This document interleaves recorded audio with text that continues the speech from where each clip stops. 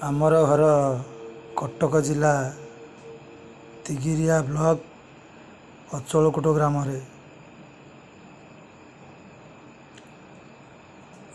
ମୁଁ 4 ବର୍ଷ ତଳେ ଏକ ଗଛ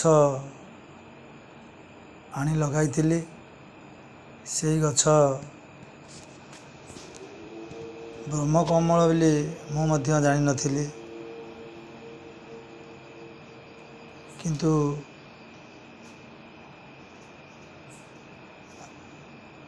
ଆଜି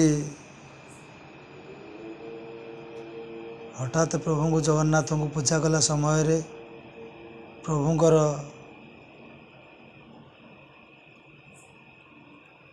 ଆଦେଶ ଅନୁସାରେ ବାରିପଟେ ଥିବା ଗଛ ବ୍ରହ୍ମକମଳ ଫୁଲ ହୋଇଛି। ସେହି ଫୁଲକୁ ଶୀଘ୍ର ଆଣିବୁ, ନଚେତ ମଉଳିଯିବ ବୋଲି ମୋତେ ଆଦେଶ ହେଲା।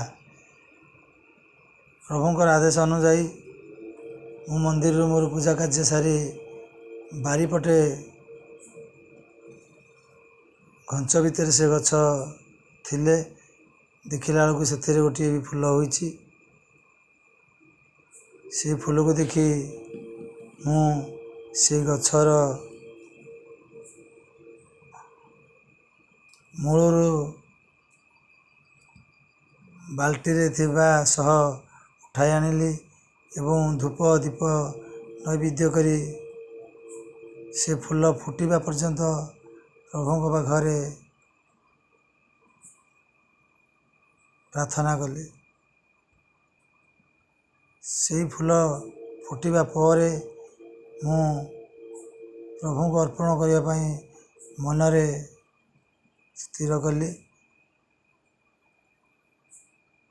ଏବଂ ମୋର ସମସ୍ତ ଗ୍ରାମର କିଛି ଭକ୍ତ, ମୋ ପରିବାର, ମୋ ପଡ଼ୋଶୀ ସମସ୍ତେ ମଧ୍ୟ ଆସି ଦର୍ଶନ କରିଛନ୍ତି ଏବଂ ପ୍ରଭୁଙ୍କର ବ୍ରହ୍ମକମଳ ଫୁଲ ହୋଇଥିବାରୁ ଭକ୍ତି ଓ ଶ୍ରଦ୍ଧାରେ ସମସ୍ତଙ୍କ ମୁଣ୍ଡ ନଇଁ ଯାଉଛି ଏବଂ ପ୍ରଣାମ କରି ସମସ୍ତେ ପ୍ରଭୁଙ୍କ ଆରାଧ୍ୟ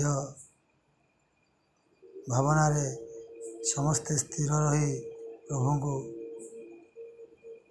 ନତମସ୍ତକ କରୁଛନ୍ତି। ଜୟ ଜଗନ୍ନାଥ, ଜୟ ଜଗନ୍ନାଥ, ଜୟ ଜଗନ୍ନାଥ।